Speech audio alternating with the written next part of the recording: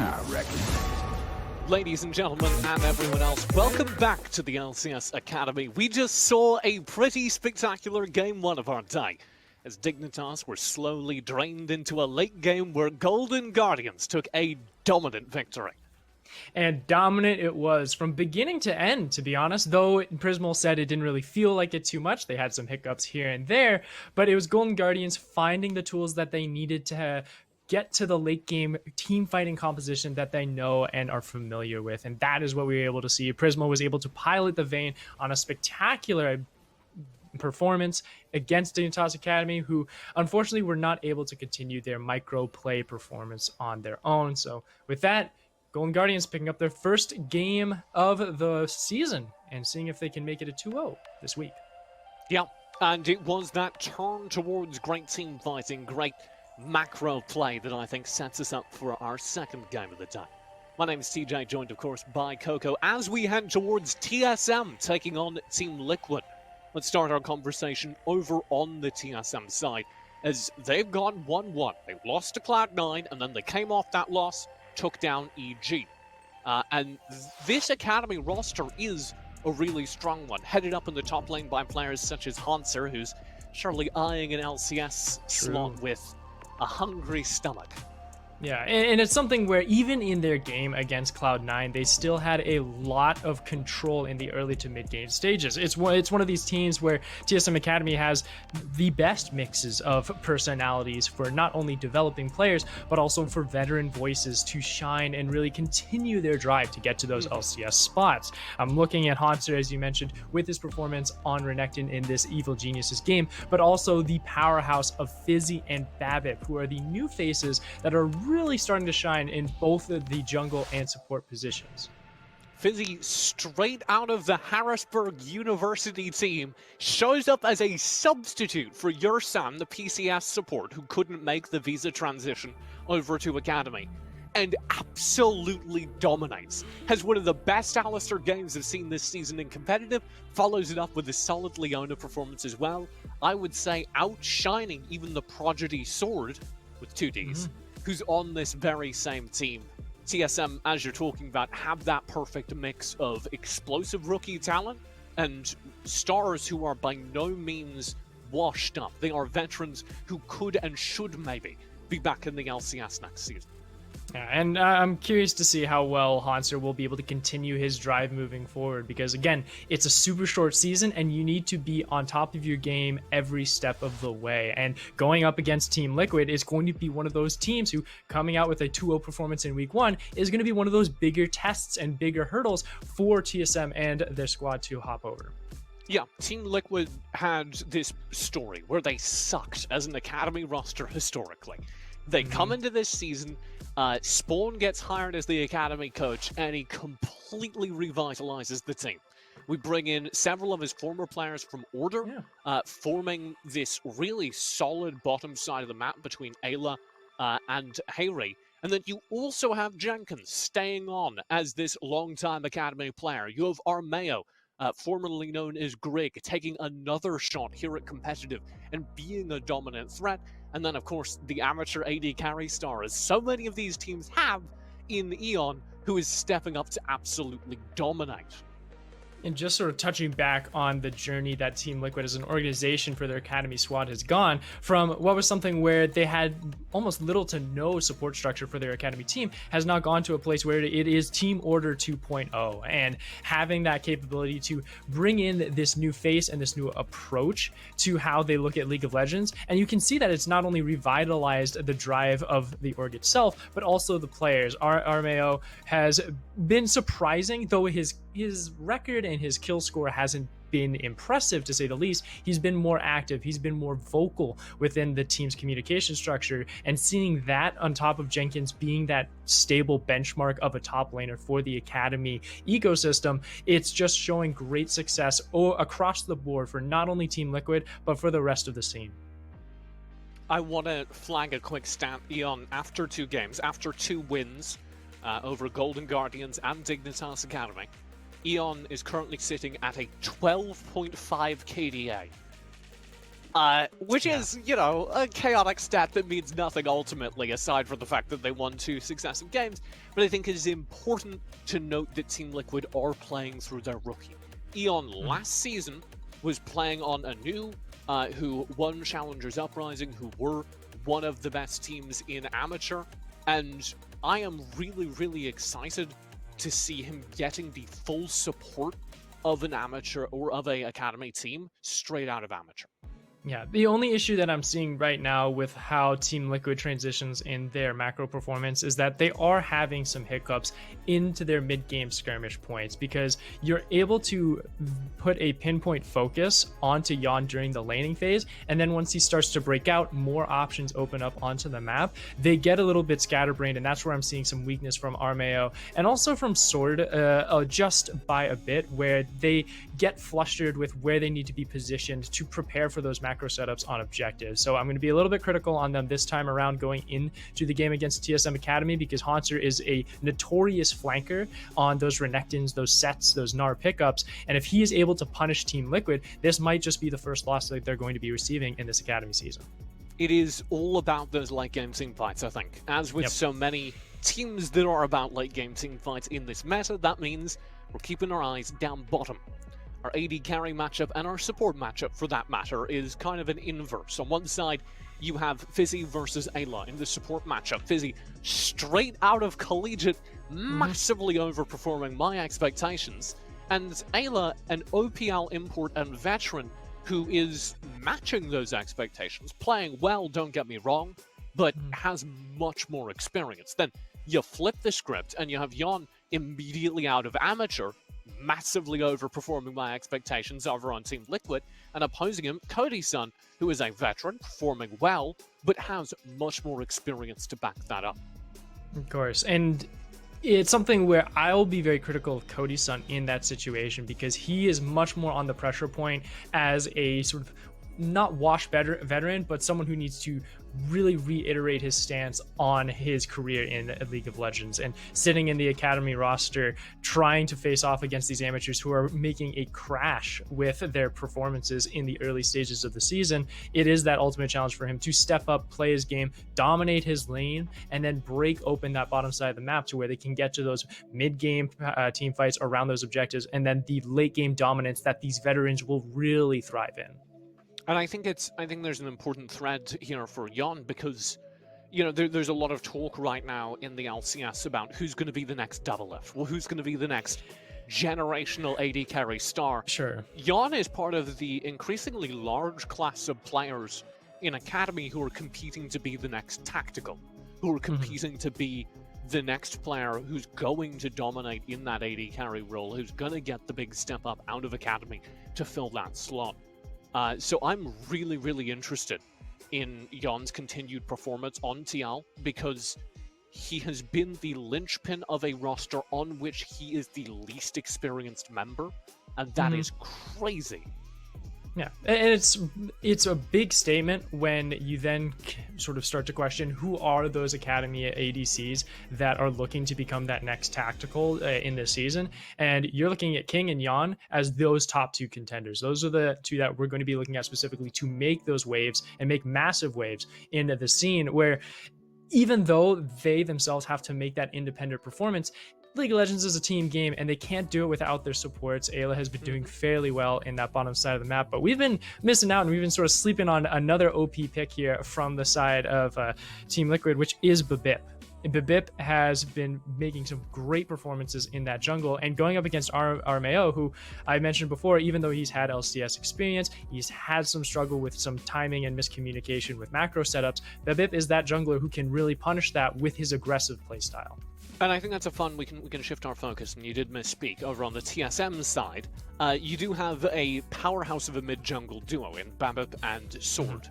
Sword, if you haven't heard of him before, was a, I believe, 16-year-old when he was initially signed by TSM to TSM Junior, which is not an amateur team, it's a amateur program. So he wasn't playing as part of a fielded 5-man team. We've never really seen him play competitive, unless you count Twitch Rivals and one-off tournaments like that. So this is kind of the proper proving grounds for TSM's multi-year investment into a player they believe is a young prodigy. He's looked good so far, but he's going to keep playing tougher and tougher teams. Both of Team Liquid's wins so far versus Dignitas versus Golden Guardians can be kind of hand-waved away as middle-of-the-pack teams. Now he's playing against Harry, he's playing against an experienced mid laner. Sword needs to be just as impactful.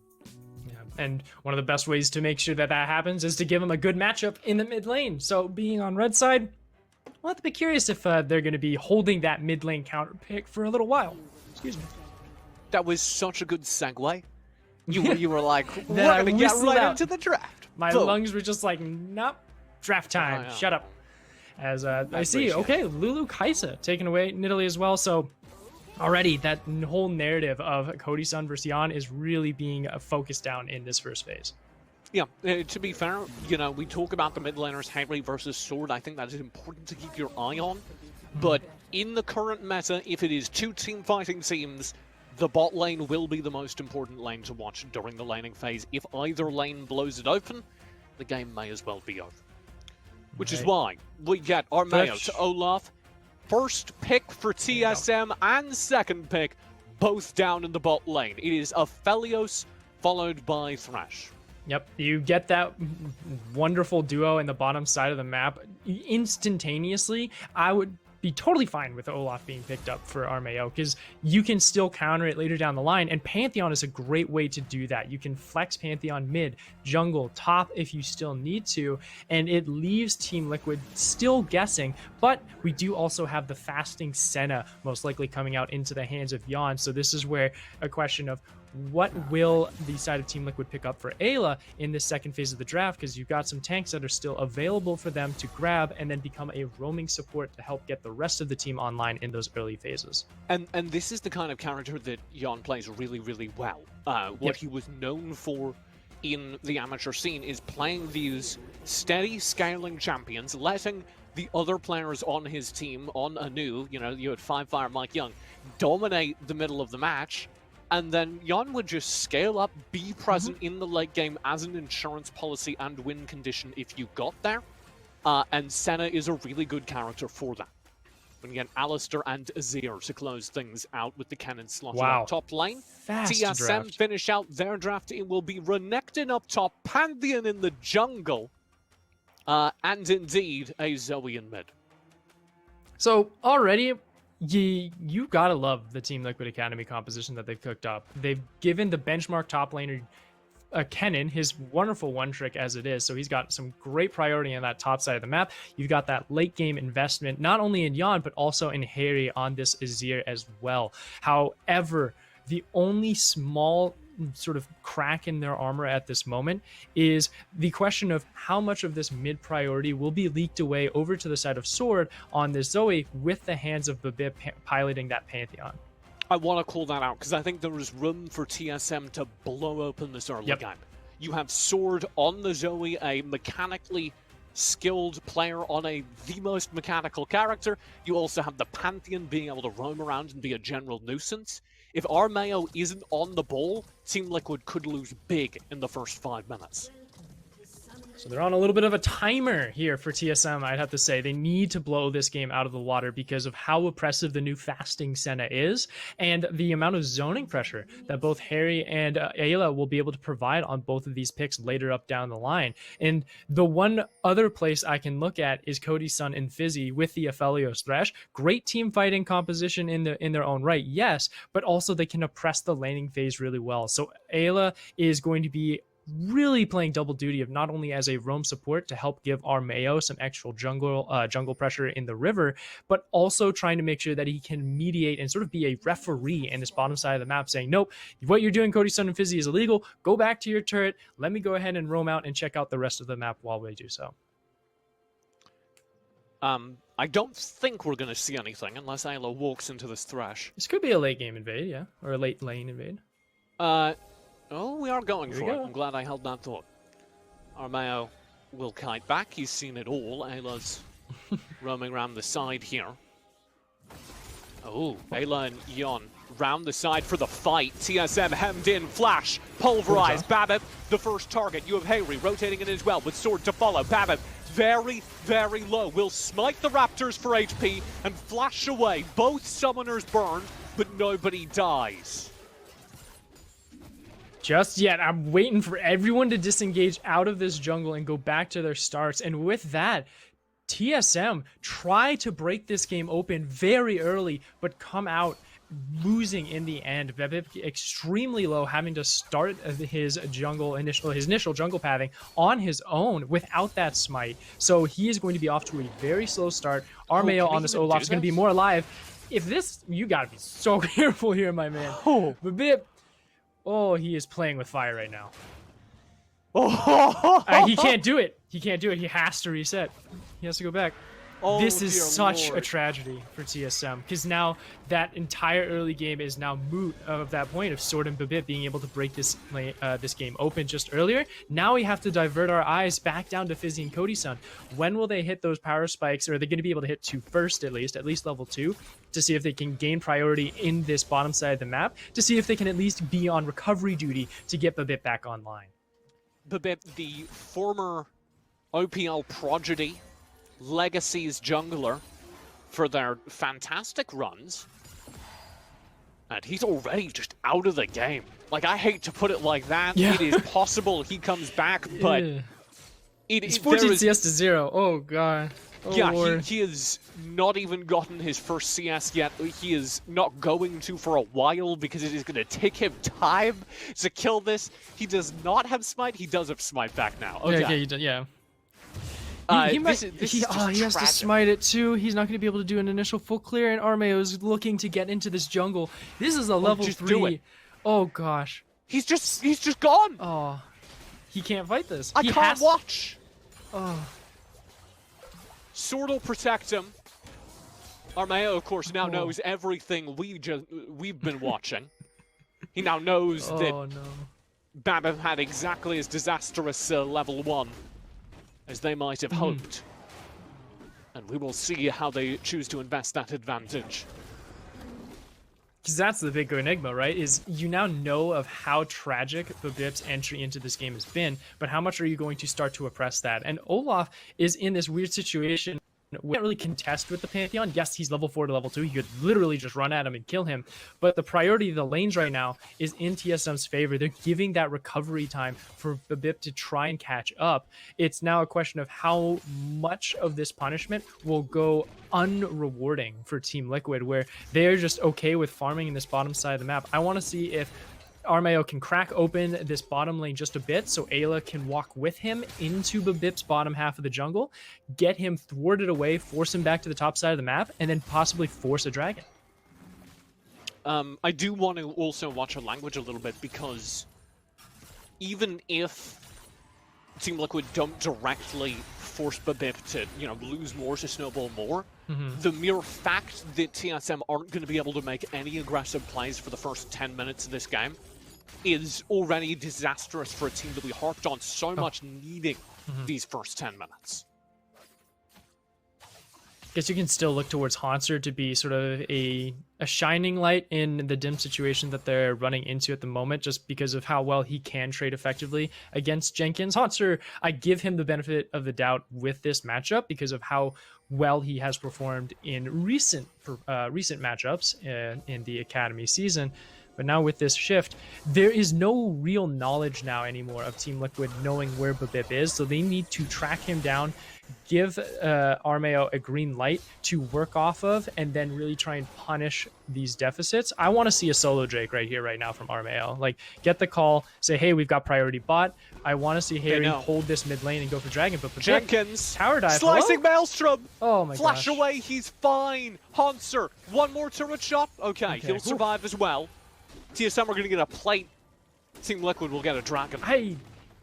I'm sorry that the eyes were diverted up there. That was not a necessary gank that you needed to make from TSM. You could go in and get some priority for sure into the top side of the jungle, but a turret dive was just out of options. And the fact that they reached for that now causes an even greater deficit for this top side of the map for TSM. And with Dragon now being taken over by Armeo on that solo Olaf pickup, you can look at the timer and say, okay, we've got 6 minutes and 30 seconds on the clock. Herald is going to be up in about 90 seconds. Let's see if we can win some priority back, get some vision into this top side as well, and challenge for this Rift Herald and make sure we can severely punish TSM's start.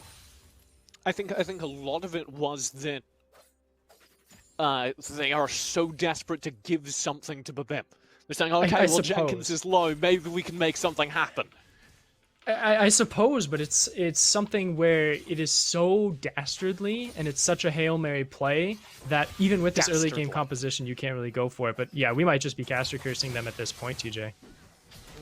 Jenkins having to stay ahead of a full roam up. Armeo and Babip both here. There's the Ragnarok. Run, Babip. Smite will land. Babip is just gone. First blood pass to Jenkins as TL continue to remove the TSM jungler from the video game. He is he is not having a fun one, and already Island Yon trading blow for blow against Cody, Sun, and Fizzy, the other potential condition to help them get into a mid-game power state, and unfortunately he's just staying even right now.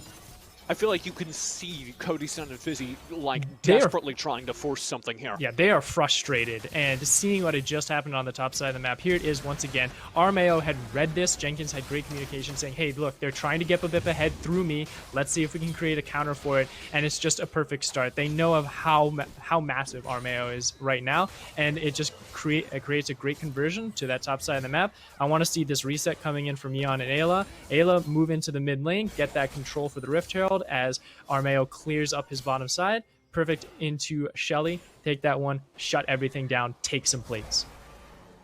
Yeah. And, you know, we were talking about the kind of desperation and frustration over on Cody, Sun, and Fizzy. It is very valid because, as we touched on, Team Liquid look much better in the late game. Yep. So TSM needs something. They need to at least be present during the mid-game, and they are so far behind right now. I do not see that as a possibility. And that was a surprising point in my notes, too, of something where Team Liquid had some struggle in those mid-game fights. They drafted composition that helps bolster for that. Oh, nice catch! Cleanse on cleanse for that. But he's just got the Blast Cone cleanse, yeah. Yeah, we'll be good. Usually, you can see Fizzy's going for things, though. Yeah. They just keep that on a timer, though. They say, okay, Jan's got his cleanse down. Let's see if we can try and bring some attention. I want Babip to just power farm to level 6, and then if they can, attract some attention down to this bottom side of the map, and then get that kill onto Jan. Because once you hit level 6 on Pantheon, the turret dives are much more appetizing because you sort of force them into that choke point and create that pressure for them. It's just a matter of if they're ever going to have the chance to, because Armeo is now sitting on this bottom side, making sure that he can keep track of any potential ganks. And Pantheon is basically just a CC block now. Pantheon is a real fancy Rift Herald. Oh, Haunter got it. All right, he can keep track of the scuttle just in case Armeo tries to sneak that as well. I do also see that sneaky control ward in there as well. That was placed by Jenkins. So everyone's keeping eye of those objectives now because of how desperate TSM is to just stabilize this game, and Team Liquid is hungry to try and find those picks. I'm a little sad that Fizzy hasn't sort of broken out into the river a bit more to try and get that control, but at the state that TSM is currently in, you can't blame them for it. And I want to go back to something I touched on earlier in this, which was, of course, you know, Team Liquid might not press super aggressively with the advantages they've earned. That's because, by default, this is an advantage, regardless of what happens. Yeah. Some nice damage on Ayla, though. Yeah, scary. Cody, Sun, pulling out the crescendo and demonstrating just how irritating that is to fight. My next question, really, for Jan here is, it looks like he might be going for the Kraken Slayer build. However, he did go Glacial Augment, so Gale Force could still be in the pocket. This is that turret dive that I was talking about. TP in, TSM with 3-4 members here. Will find Yawn. Fizzy's going to be joined by the entire rotate from Holzer and Babip, and they will get both kills down here in the bottom lane, as well as several turret plates. That is exactly what TSM needed. That gets them back into this game, and then some. And perfect setup from TSM as well. exactly get on this the point turret? with Babip. No, with the amount of caster minions, he actually might. It's a question of if Armeo is might. going to be able to answer. But this is exactly like on level 6 point. Everyone collapses down for this. Hanser is there. Sword is there to just cover the flanks. And every single member is working together to make sure that they can get back into this game. The recovery system is online. I'm not going to say Babip's back in just yet, but he's loading in. Cody-san gets the first turret. Babip gets the first Drake. I do not believe it. Second Drake as it TSM are is, yeah. just absolutely back in this game. Sorry, second Drake. Yeah. Good. Like, TSM's back in the game. It's just a question of if Babip is still online just yet. Like, he's loading in, sure. Like, he's definitely in the reconnecting phase because he's able got to an get back with the SSD. He Pantheon. will be fine. He got that new router. He's logging in. That's why FlyQuest couldn't connect. A little inside joke on the broadcast side. But now this is where Team Liquid is getting punished for their inactivity of this early game. Yes, you have a late game scaling team. Yes, you can have lanes that are very neutralizing. However, when you're not using the information that was given to you, you run into situations like this where even if the skirmish is going to be difficult. Hanser on the front lines does take damage, has to burn his ulti. TSM seem a little split. Half their team wanted that. I think TSM was kind of backed away. TSM was pretty condensed for that fight. Thankfully, Harry was able to use that Emperor's Divide to force them away from the rest of Team Liquid. And this is what I was talking about, is that Team Liquid wasn't using that information and that handicap properly. And now TSM is on the upper advantage, has the tempo control, and was able to at least win back some different waves. I see that the Rift Herald was taken. Yeah, I think it was actually denied, excuse me, as no one is currently holding on to it. And then I think it was used top side to take down that turret on the top end. We do miss some of this in replay, but I think you're right. Yeah, it was just the scuttle on it. I was just scrubbing back just to make sure, so that was what had happened. Oh my god. You're so good at your job, Kaka. I do my best. Improvements, just like Academy is, as Hanser is looking to see if he can get some health back, but Jenkins is making sure that ain't happening.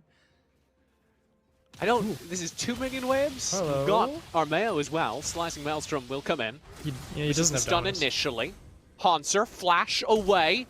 Undertow misses. Flash to chase. Second undertow misses as well. Third undertow misses. Hanser very nearly turns that. Armeo will survive.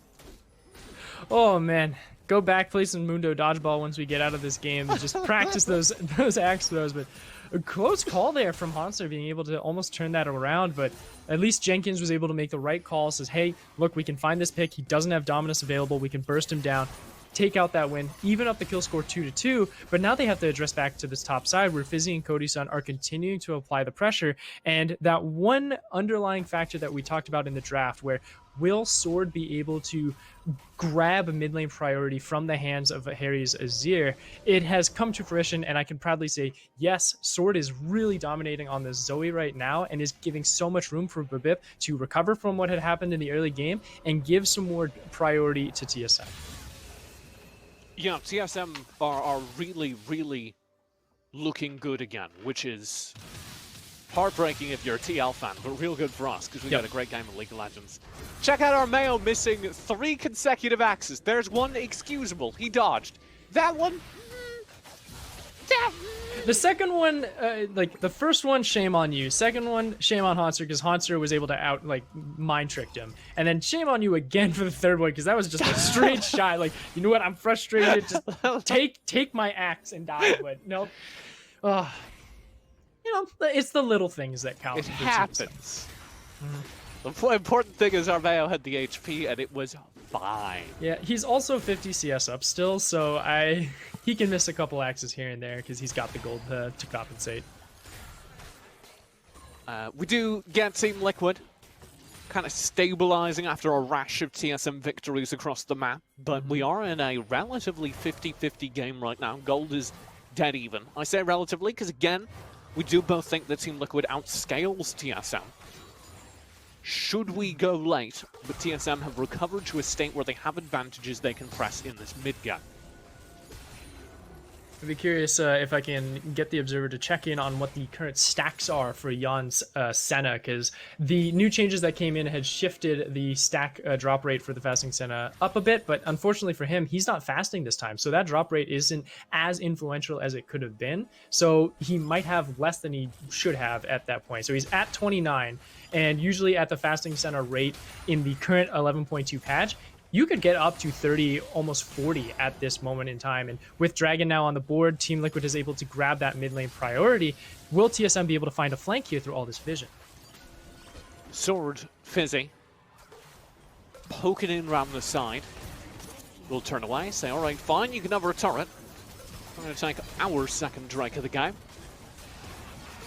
And indeed they do. No contest.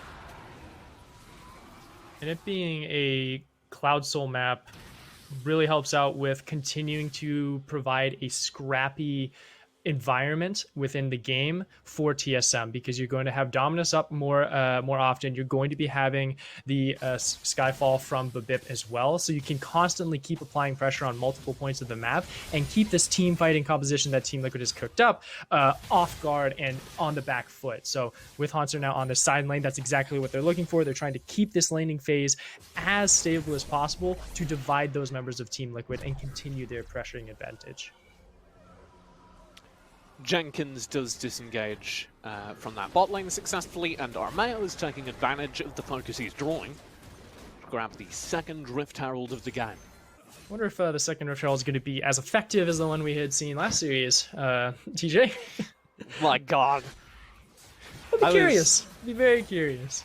I was casting League of Legends Wild Rift the other day, and a whole lot of the mobile players have played competitive in other MOBAs, but they're like not used to the Rift Herald, and so I have seen some exciting Rift Herald usage recently. Some of them, they throw them down in the middle of the jungle, and you just have to convince yourself that they just misclicked it, just because of how Wild Rift has been going. But it's been a great game so far. Just as this one has been, and with now hitting this point where there's no true objective on the board just yet, you look at 20 minutes coming down the line, you're saying, well, can any of these teams really look for an early Baron threat? None of them can take it, but how will the vision control work for these teams? Because at this stage, Team Liquid, they can't pressure too far into TSM's jungle, where on the other side of the board, TSM can force sieges, they can force dives, and they can split up the members of Team Liquid fairly effectively. How will Team Liquid actually try and manage if they just try and confine into just grouping up into this mid lane and force TSM to answer them? Yeah, I do think that Team Liquid are headed that way. You can see them putting an awful lot of emphasis on farming up Yon. You can expect them to get serious once that tier completes. Rift Herald will be summoned down in the bottom lane right now. Yon and Hayrig not remotely near that, but they'll be rotating in. More effective than last game. We already got that turret on the board for Armeo, and they've gotten a lot of pressure here, and they're dividing up to, or sort of diverging to this bottom side of the map, saying, look, don't look at Baron, don't try and threaten that with any of your vision and try and split us up. We're going to stay together. We know Jenkins is strong. We know Armeo is massively ahead.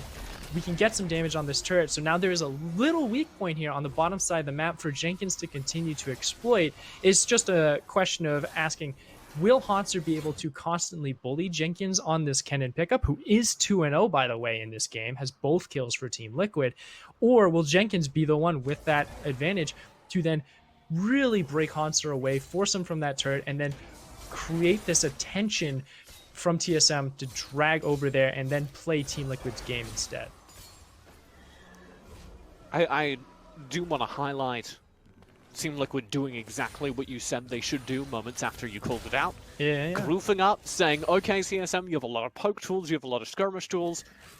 5 people, 1 Rift Herald, 2 times. The other thing that's kind of like a nice benefit for it when they do group up in a death ball, as it is for Team Liquid, is it gives Jan this nice safety bubble for him to step forward, proc some hits of Senna's passive, farm up those stacks a little bit quicker, and then sort of retreat back into that defensive ball curl that Team Liquid has with their composition. And that's what was really lacking for them in the laning phase, was that Senna thrives when she can bully her laning opponent, and because she couldn't do that with how Aphelios and Thresh were able to just sort of oppress her constantly when she tried to step up and challenge them, she's now very far behind. Yon has to continue finding those stacks elsewhere, and staying in this death wall sort of accelerates the deficit that they had earlier on.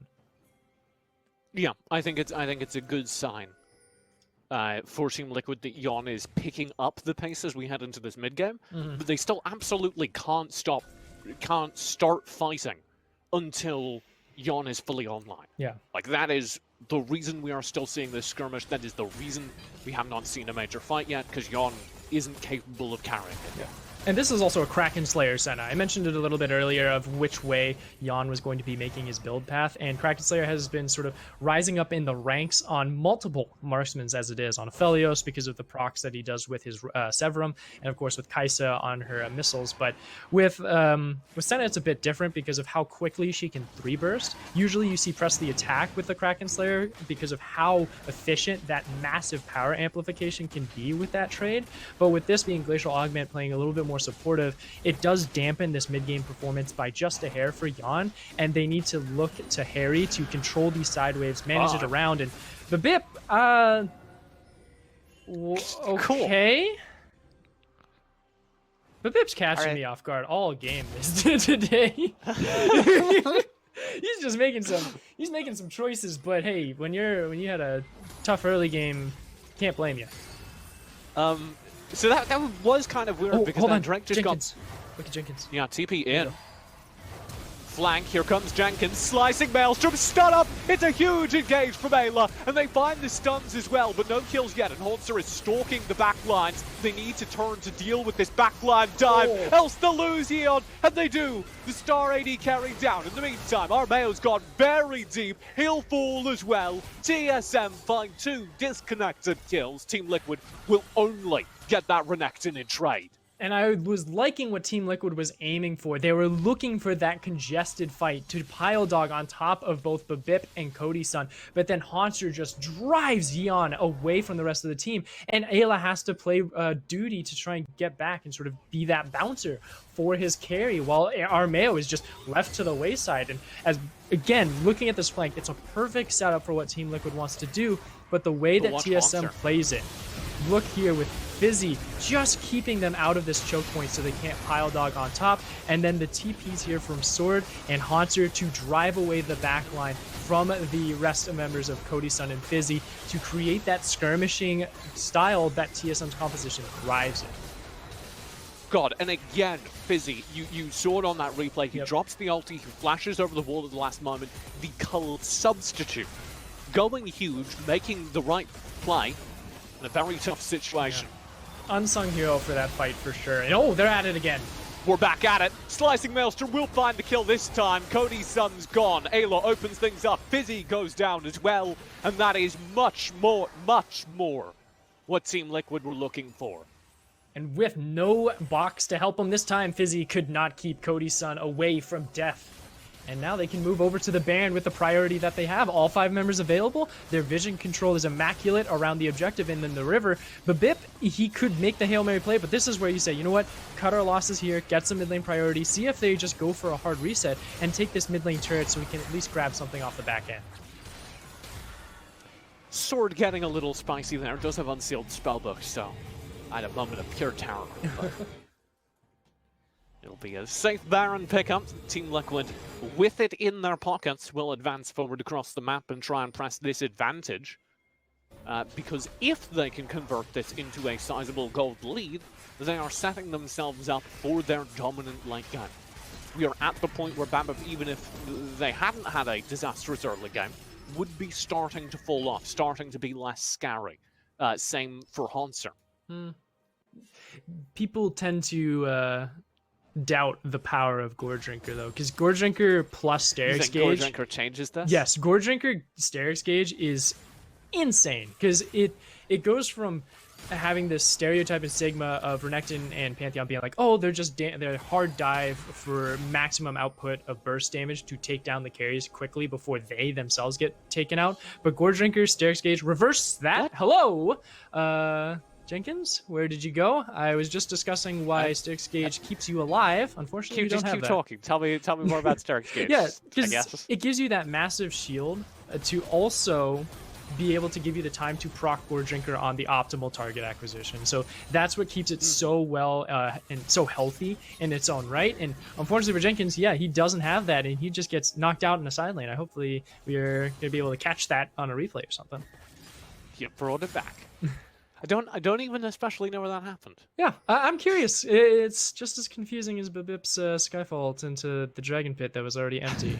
I don't know. That was pretty wild. That was there. This is TSM Team Liquid. I was not in for a game like this.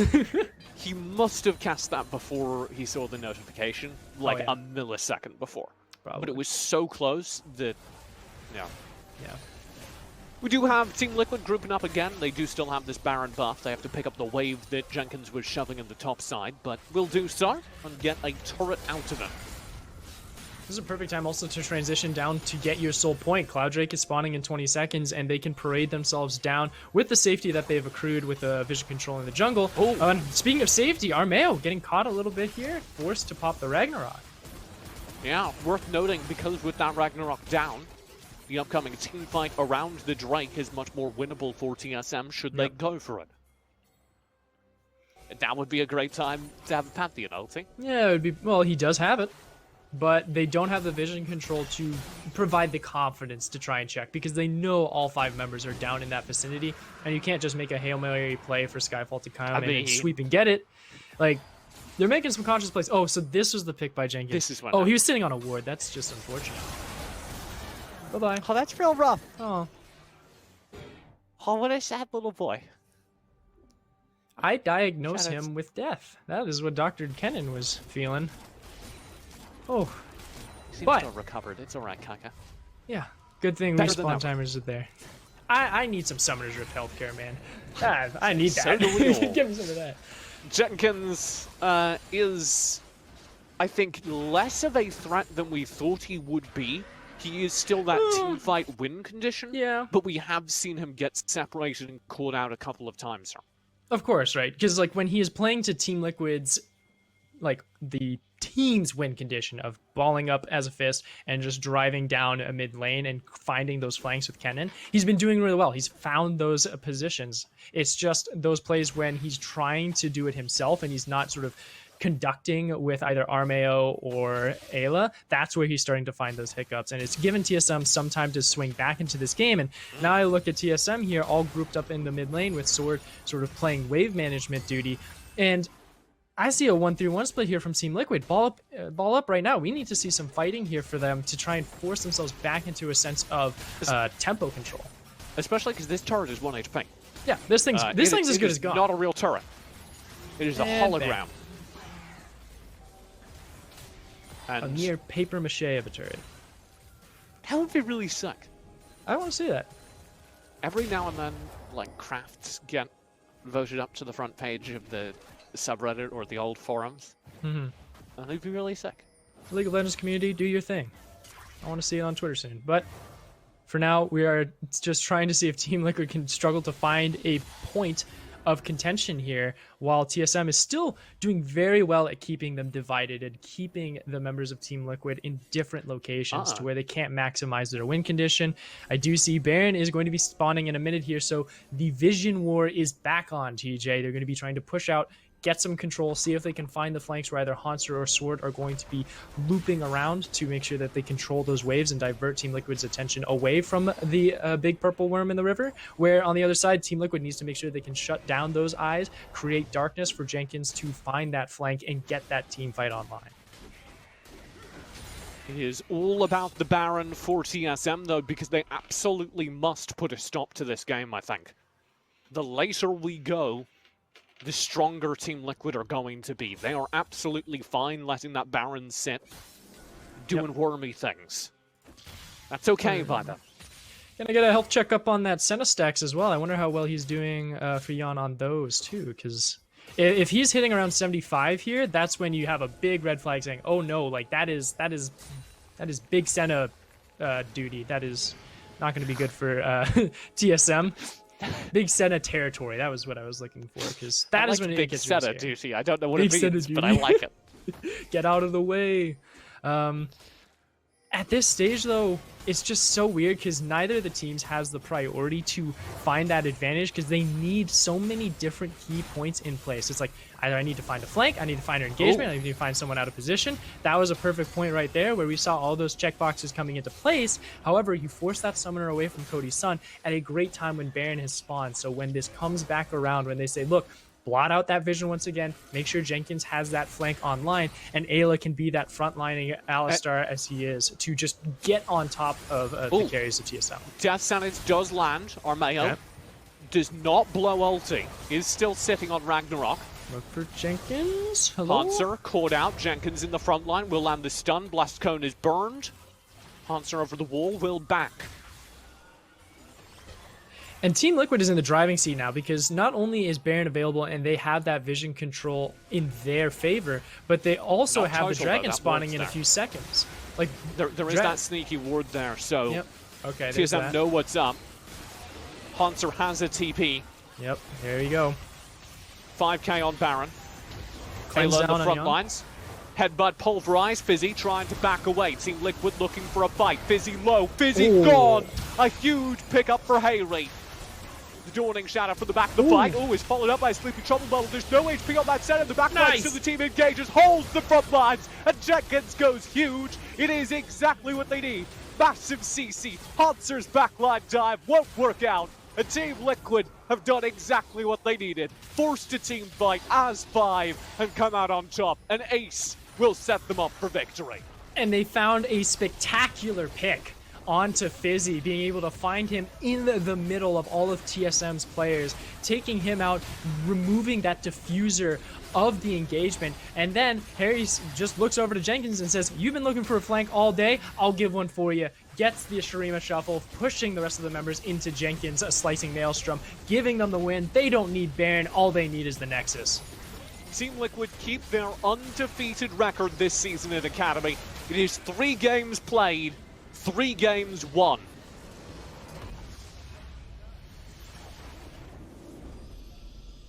And remember, Babip started this game having to take his red buff at like 2 minutes and 30 seconds? Yeah, I do. Yeah, this was a crazy game from TSM, and I have to give commendations over to them for being able to recover so quickly and in a very good manner going into the mid game. They were able to find those nice recovery notes. However, because of the hiccups and the speed bumps along the way, it allowed this late game team scaling composition that Team Liquid had cooked up to get online, get the ball rolling, and then control those vision wars to make sure that Jenkins had always found the flank to where they can create that death ball composition to really make sure that they took this game for themselves. So great job from Team Liquid making sure that they go undefeated so far. I do feel like that crazy mid-game kind of distracted us from the fact that Team Just Liquid always had the same win condition. Yep. Team Liquid always wanted to last till late game, always wanted to win a team fight there. And so, Team Liquid, despite all the chaos, despite them maybe not capitalizing as much as they could have on the early game, didn't have to. It was just buckle up, sit tight, wait till late game, and once they were there, they knew exactly how to force the game-winning team fight.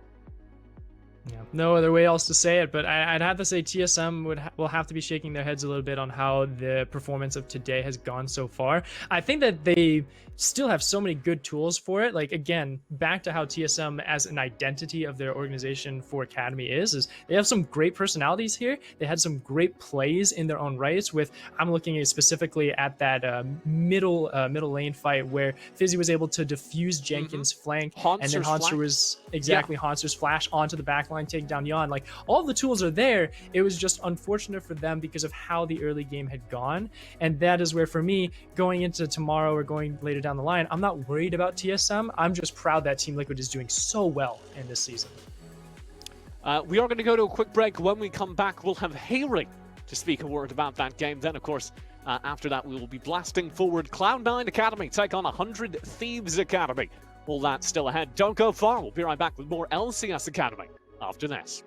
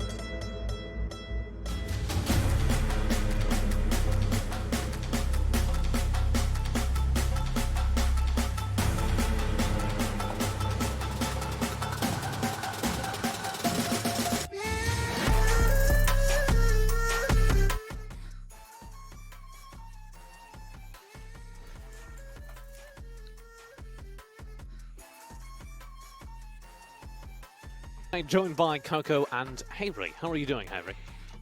Yeah, hey, I'm good. Unfortunately, I don't believe we have audio from Hayri, so I will Oh, right. blast Okay. forward. After that game, you guys had a kind of iffy mid-game, but it looked really good to start things off. Yep. I'm going to ask you, did you know exactly how bad Babip's opening was? Yeah, so the level 1 invade, like, I'm pretty sure like all of us knew that we would win the fight if they late invade, so I think we were confident in taking that. Like I started my lane with really low HP, but like I just opened tab during laning phase, and like I think Olaf was like sitting at like 20 ACS, and I saw Pantheon with 4, so it was kind of looking rough for the Pantheon. So it was pretty good for us. That's been pretty good, but I'm going to take a step back and sort of go to a bigger picture for how Team Liquid Academy is going, because you're playing with some familiar faces and with a familiar coach with Spawn. How well do you think has the transition from going from that Order squad now over to Team Liquid Organization, has it been treating you well, or have you seen any big changes that have been for the better? Yeah, I think it's been pretty fun. Like, it's good to see familiar faces, but also I'm versing a bunch of new players that I've never played before, so it's always fun when you verse new people. And also, I think the base standard, like level in Academy, is higher than OPL, in my opinion. So I think it's a lot more challenging. And also, I think just playing NA solo queue when you verse like LCS players, that's always fun too. So I've been enjoying it so far, and I think we're like improving really fast. So it's really good. Yeah, I was going to ask you that. I hesitated a little bit to ask any of the OPL players this last week because they had just started off. But we are now into your second week of Academy. Team Liquid is thus far undefeated. And you are one of many teams with a little bit of an OPL core going in there, a little bit of Australian flavor. How do you think the OPL players as a whole are fitting into the ecosystem? How do you think your core as part of this Team Liquid roster are going to fit into this ecosystem? So I think the top OPL players moved into Academy. So all of the top players from last year like imported, and I think like the top OPL players are probably like Academy level or even higher. So but I think like me and Ayla, we're playing with 3 new teammates, and I think like Greg and Jenkins, I think they're very similar to our old top jungle, but I think they're like an upgrade. So it actually feels like we're playing on order, but it feels like an upgraded order. So I'm actually really familiar with the style, and it just feels like I'm playing with better teammates, so it does feel good. And about that record, are you planning on keeping it for the season? Yeah, hopefully we can keep this streak going. I think we just want to keep the streak going. Like, I think we're improving as a team, so hopefully we get more wins. I think we're versing EG tomorrow, and I don't think they've been doing too well, so maybe that'll be a victory as well. All right. Fighting words, but in the mildest way possible. Thank you very much, Hayri, for your time. Yep, no problem.